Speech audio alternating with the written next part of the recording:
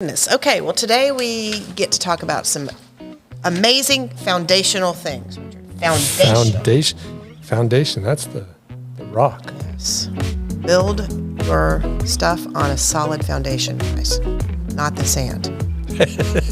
Okay, on the rock. Okay, so anyway, today we're going to talk about what is in a budget. So the main thing to think about in this case is what do you actually need to put down to get your budget started? What are you going to make a decision on? So we'll talk about that. And then our second topic is how to sell a home quickly.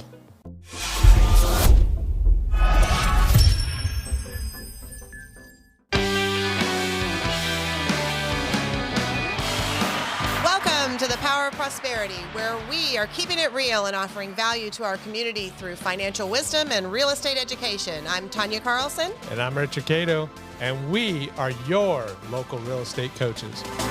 Let's go! What would be the reasons why you got to sell fast? You don't like your house. That's a good reason. Or what always happens is you find something you like and you want it, but you have to sell your house. Yep. What would be another reason to sell fast? You need the equity. You need some of that 5.8 trillion. Yep. Like yesterday. You mean like what you were talking about last week? I know. That's right. Well, it's gone up, I'm sure, since we talked last week. $5.8 trillion worth of equity that Americans are sitting on right now. At least that's what the experts say. Right. Not my words. But anyway, so let's get started. So what is actually in a budget? So when you go to get started on writing down your budget, remember that it's a work in progress. You do not solve budget problems in a month. And you look at it each month and reevaluate it so that you have successes along the way. It's really important because it's hard. Correct. And you fall off the wagon. Well, and you need to adjust as you go just so you know that, hey, this is working, this isn't. Exactly. So when you want to get started on what needs to be in the budget, you've just got to pretend that you just can't pay your bills. In your mind, just pretend you can't pay them. Right. So you sit down at the table and you say, what's most important? I've only got this much. Hopefully that's not the case, but if you have that mindset of, okay, what if I don't have enough money? What am I going to pay? So there's 4 items that are the foundation of a budget, and everything else is not imperative. Okay, it's not imperative. I'm kind of excited to hear this. Oh, goodness gracious. Well, hopefully we mostly all have these things. It's just a matter of, a lot of times it's going to be a matter of, are you okay with what you have? We have to remember, since food is the number one thing, we do have to feed our families. The food needs to be on the budget. Does that mean 4 nights out at a restaurant, Richard? Food. Yeah. Food is one of them. Yeah. So food, we'll talk about that in a minute. The food, but make sure that you have enough to feed your family, to put food on the table. Putting food on the table is not going out to the table. That's important. Correct. Oh, it's really a money sucker, guys, but I'm guilty as charged, and I don't even want to see. I've tried to use my debit card every time I go, like Chick-fil-A, which is like a lot, and other places, and then you want to look at it on a graph. You don't want to look at it. But you have to. If you really want a budget, if you really want to do what nobody else wants to do and get a budget and get yourself financially set for retirement and so forth, you got to look at it. Well, and that's hard. The cards have made it so much easier because you don't actually see it unless you break it down, like you said, and put it on a graph. Nobody really knows how to do that in today's society. And so, if you had cash in hand, you see how much is coming out of your wallet. Have you done that lately? Like put like $1,000 in your wallet and then just use cash to see how quick it goes? No, I haven't. I did. I'm serious. Because where we're going with one of my daughters has a lot of things she goes to, you have to use cash. Like they don't take cards in a lot of places. So I've had to I was like, oh my gosh, it's gone. It's gone. It actually doesn't go any quicker just because it's cash. No. You just recognize it. Right. So anyway, so the foundations are food, shelter, which you have to have shelter. Obviously, a roof over your head does not mean a lean-to. Actually, a tent? tent is okay if you have to. I mean, it could be. I Yeah. mean, I would be willing for I mean- 2 years to live in a tent if after that I would be debt free. Our weather here is sustainable enough, It's maybe. moderate. No, you don't have to live in a tent. Okay, guys. You can definitely get your shelter. And then utilities. Obviously, you have to have running water, heat, and electricity. Yes. And then the other item that is one of your 4 most important things on what should be on your budget is transportation. Yes. So you need to have transportation. Does it mean that you need to have an $800 car payment every month, Richard? No. No, but you do have to have reliable transportation. So the good thing is, guys, here are the things. The food, you want to put those up there? The food, the shelter, the utilities, and transportation are okay to be in the budget. They're important. So just because, you should have some transportation, you've got to pay your utilities and shelter and food. Those are the foundations. Those are the foundations, yeah. Everything else, the Nike high top shoes that I want, it's just not really a necessity. Gosh, I don't even spend that much on my shoes, and my kids are wanting these things. I'm like, oh my goodness. Anyway, whatever. It's kind of crazy, but okay. So I thought another really, kind of cool thing to know is, so how much is a family of 4 spending on food monthly? Much? What do you think? Oof, man, I can't even. Groceries are outrageous. Yeah, It's like $3.50 for everything. it's changed in the last couple months, so it's hard to determine what it is anymore. I know. Well, the gurus, all the people that we Google and look up and then kind of research and try to find out if they're right, said $1,000 a month. Ooh, A ouch. family of 4 can live off of $1,000 a month in groceries. So that's $250 a week. And I'm thinking, is that possible? It might be possible. We just might not have, the Pringles and all the other things that we like. Beans and rice. Might be beans and rice. The When I was in- staples. when I was in college, I used rice and cream of mushroom soup, Yeah. and I ate that. And my oatmeal in the Ramen. morning. I mean, and I paid $100 a month in rent. I'm serious. There were 4 of us. And anyway, that was not too many years ago, I guess. But, I mean, you should be able to operate a family of 4 on $1,000 a month. Is that true or not? I don't know. It's a good question. All right, and then $200 a month on utilities. Yeah. Sounds about right. That could be You do have to possible. have air here. Yeah. You do need And I guess air. it depends if you have electric or gas or whatever, because that's water, electric, all your utilities. Right. All right. Now, transportation, which is just gas, and it could be just gas, it's $150 a month. I just spent $100 on one tank. So it's time to trade Well, that in, that's right? as long as you don't have a car payment. That's if you don't have a car payment. That's exactly right. So you do have to have a car, but you don't have to have one that smells new, although I really want one. Oh, it smells so good, Richard. That new Yukon. Yeah, I know. I want the Yukon, but I fell in love with something else. Oh, that's right. I Told told me. you about the Ford Bronco. Yes. Oh, it's a little boxy. I saw it in person. Online, it looks super good. I saw it in person yesterday, or maybe the day before, but it looks so good. And it smells so good. Yeah, I was thinking about you. I saw it on Saturday. I saw it. It was the Sasquatch with the Outer Banks package. It was gorgeous. Yes. Oh, you told me about the different packages. I wondered why some were like 90,000, sorry, and the other were like 60 or 40. I've even found some for 40. They They have a seats. multitude of, from these 3, you've got 7 on this side, 7 this side, 7 this. Yeah, there's all kinds of things you can do with it. Yeah, it would be hard for me to pick the cloth seats. Yeah, it would be hard, but You don't want still, it's sand cute. in those, It's cute. It's really a cute car. I think it'd be super fun. right? I definitely think so. But instead, I will drive my 2007 Ford Expedition. Hey, it's there you go. EL, extra long. Takes $100 to fill that sucker up.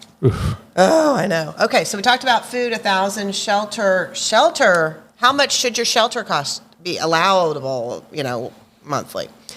Well, times have changed it. So, The gurus say that you should not spend on your shelter more than 25% of your monthly income. 25. I think the lenders allow 33, up to 33, depending on a lot of other details. But the financial folks say 25%. Dang. Are you doing 25%? I don't know. Yeah. Oh, yeah, I am. But 25%. So 25% for shelter, $1,000 for food, transportation, gas, $150. That's not going to work. No. How does the Camry? Don't you have a Camry? My son has a Camry, and it gets pretty good. It's about 38 miles to a gallon. Yeah. So maybe you could make it work on that as long as you're not going too far. Yeah. But I don't know. That's got to go up. We got to go up on that. Okay. And still, the four items that are the basis of the budget are not clothing, Nope. health care, and lots of other things that, I don't know, they're not part of the foundation, at least in my training. So personal stuff, entertainment, childcare, giving, saving, debt, all of those That's a come little along. overwhelming. Yeah, that's why we have to stick with the four. Yes. That's why you have to stick with the four to begin with and get those in check. So try to get your grocery bill in check, your housing costs, 25% of your income, your transportation costs. I mean, if you have a car and you have debt, it's debt. It's something that you're paying somebody else for. So that would be something you'd want to try to get rid of as soon as possible. So that your transportation costs really are only repairs, because you still have to have repairs, and gas and that kind of thing. And then utilities as well. And they had 200. I'd say more like 3. I personally would say 300 should do it. Especially during the summertime. So there's a good start for the budget. So we talked about on the first podcast why to have a budget, for peace. And the second time we've talked about what is the foundation of the budget. So that was food, shelter, utilities, and transportation. Anything else on that, Richard? Not, with this, it can get overwhelming, especially if you don't know where to start. I know. And so starting with the four bases, it really helps somebody that will get overwhelmed with this better understand what a budget is for. Yeah. And that's why we are here. We're here to help you, guide you along the way, and help you understand some of this information. Yes, I am actually not quite finished, but I should have my financial coaching certificate soon. Hey. The Dave Ramsey program. So that's one of the reasons why I'm, kind of excited. I feel like my grandfather taught me a lot, and who taught my mom, obviously, and my parents were pretty good. You've talked about that too, that your parents really taught you a lot about budgeting and not overextending and credit score and all that stuff. Yeah, so parents, it's important we're talking to our kids about this, and helping them to be in a financial place, because let me tell you guys, they're looking at housing at $300,000, starting housing. I mean, and even that is going to take a lot to get right now. I know. And, and it is important that, the parents teach the kids, because this stuff's not taught in school. Yeah. You get thrown out into the world and say, here you go. Mm-hmm. Yeah, and we've spoiled them. So that also, not you, Richard. Okay. I've spoiled my children. I know I have. They're not rotten, but I know they're spoiled. Ours are too. Ours are too. I like to tell them that I just, It's because we love them. I know, but it's not that I wanted to do more than my parents. I never really had that mindset. It's just, I like it. I mean, You want to see them happy. Yeah, I want to see them happy, but I'm like, yeah, that's really cute. I like it. I can't wear it anymore. Although I'm going to try to keep them very modest. But I don't know. I just enjoy it. I'm an older parent. I had my kids when I was, let's just say, a little older. So I lived my life before. I had plenty of time to do whatever I wanted to do with whatever I wanted to do. So my kids might be scarred a little bit because of that. But anyway, it came from a good place. Right. Yeah, it definitely came from a good place. Okay, so we talked about the basis for the budget. So on our next podcast, we'll talk a little bit more about things that may not be in the foundation. But just remember, get started on the budget. Just start. Doesn't matter what day it is. Get started on talking about what you're spending on food, what you're spending on shelter, what you're spending in your utilities, and what you're spending on transportation. And it will help you to progress towards gaining the peace that comes from financial freedom. And if you need help doing that, just give us a call. That's Tanya right. can help guide you through the process. That's right. So let's talk about pricing. Not pricing. We talked about pricing talked last about week, Richard. yeah. It's all about pricing, though, guys. It's all about pricing. That's the most important part. I know. But how to sell your house quickly. So let's say that you've looked at your budget, you looked at your foundational situation, and you're like, you know what, we need to figure this out. Yep. And you're sitting on equity. So Right. the power of prosperity. Let's make some changes, or let's get ourselves in line, or let's decide what we need. I've always said, people always ask me, what's the best time to buy or sell a house? I've probably said this to you 100 times, Richard, but people ask me that all the time. When's the best time to buy and sell? Is this a good time to buy and sell? And I always just say, the best time to buy or sell a house is when you need to, or you want to. So do you have the house that you want? I mean, does it suit your needs? Do you have enough bedrooms? Because changing houses usually comes along with a life change as well. Right. If you had another child, or a job has moved you, or one of these other life changes happen. I mean, if you're not in that, what are you looking at selling? I have a good example. My mother-in-law and her husband, they just finished building a house, and it was by a builder that does multiple houses. So when they got into the house, they were completely fine. But it wasn't until somebody came to visit that they realized their living room was way too small. And so they just finished it a couple months ago, and they're not happy. Mm-hmm. So they went to another, first of all, they got their real estate agent and went to another builder. And that's important, because even though these new builders have agents there, they're not representing you. You need your own agent to represent you. Yes, I could talk about that for a while, but we'll do that another podcast. So they found a floor plan that actually benefited them more. They're in the process of it's actually 3/4 of the way done. So they put their house up on the market. It sold within 24 hours, and they're already waiting to move into their new home. So a need occurred that it was really important to them that they have room for people. And I think that's what happens in life. We're like, we really would like to have that. Well, the good thing is they probably have a budget in place. They have the main things covered, so they know. Sell quick. Yeah, and they need to sell quick because they got to get that other one that they love.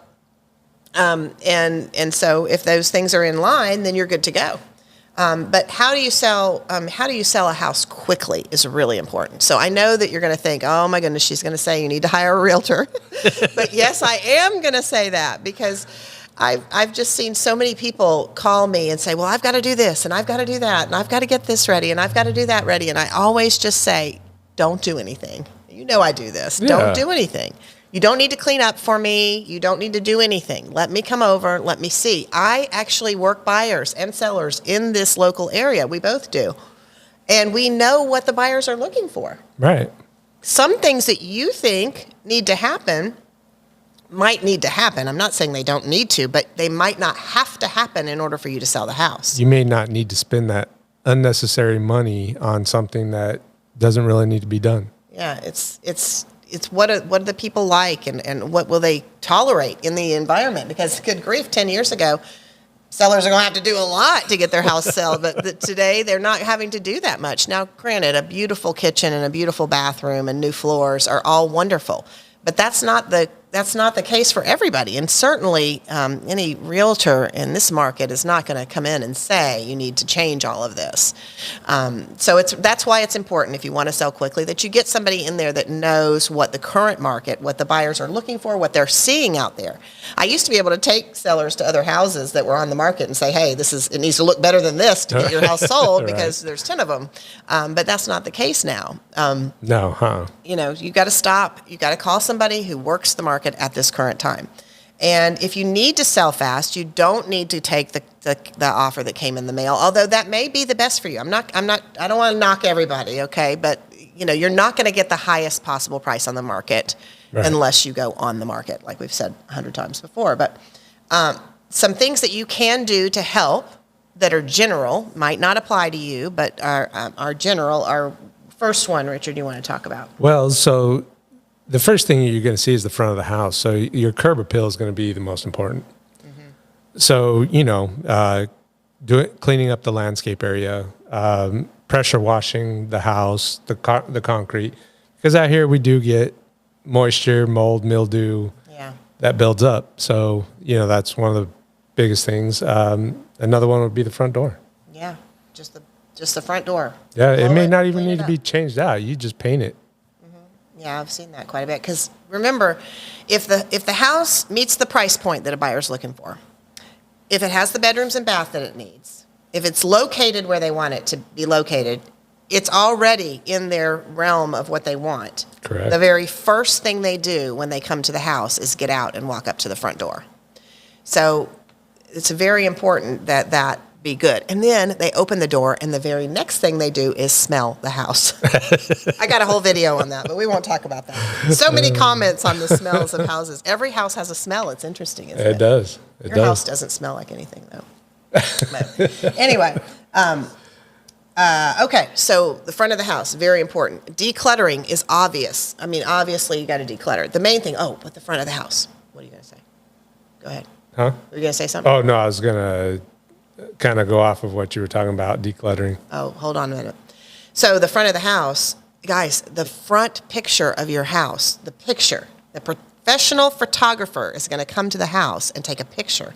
And that picture is going to be everywhere. So that's another reason why that's really, really, Yes, really important. definitely. And they look so good. Oh my goodness.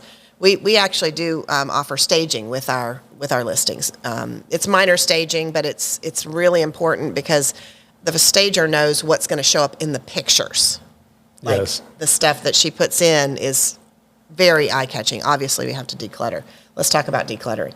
So, with decluttering, that goes along with personal items as far as pictures and family pictures. People want to see it as their house, not your house. So, taking out family pictures and stuff is really important. Well, I mean, they also are on all the photos that go out to the whole world. So unless you True. want your family photos, which most people are posting family photos now anyway, but yes, I mean, especially if it's over the top, like you've got every kid every year on the wall. But, one or two is probably okay. But yeah, you definitely want them to come in and feel like this is a fresh, clean slate for them because that's what they're looking for, what buyers are looking for. So after you've engaged a real estate coach so that you know what you do and do not have to do, it's really important. I know how we work is, we've got to look at what your goals are. I mean, are you looking to get your highest possible price on the market? Then you're going to have to do some things to make that happen. And Right. It's usually just labor, which is nothing. I mean, labor is something. But usually it's just decluttering But you're not hitting that pocketbook in order to sell it. Right. So, No, you're not needing to do that. Just clean it up. And, start the decluttering with the boxes in a storage unit. That's all I can tell you. yep. And you're going to move anyway, so you might as well do it. But it does take time. And believe me, as I think about my attic right now, I don't want to think about it. Oh, my goodness. That one of the main things about about selling a house and all that is moving. Moving is no fun. No, it is not. It is not fun, but what you can get from it. Hey, yeah, Is what's but, so cool. And two, it might help because that whole time that you've been wanting to declutter, you Right. You need to. you need to, but now you have the chance to. So That's right. And you gives- need to every now and then, or you're going to get all cluttered up like a couple of houses we've seen, Richard. yes, that's for sure. Woo! Not that we notice anything, but most houses are perfectly fine, but this was an extreme case. You know which one I'm talking about, Richard? Yes. Oh, my goodness. But anyway, so declutter. So the front of the house, declutter, engage a real estate coach. Don't be afraid to ask questions and see what's best for you. Just understand that it's not always the perfect time for you to buy or sell a home. I mean, No. but you don't know if you don't reach out to somebody who does it all the time to find out if this makes sense for you as in the big picture. We're definitely here to protect you, but we're also here to guide you in this process. Yeah. And we really just want to help you do what you want to do.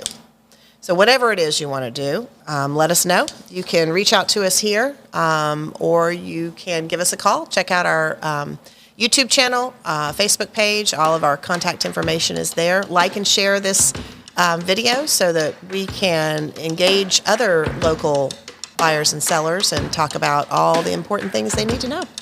Great. Have a great day. Bye, guys.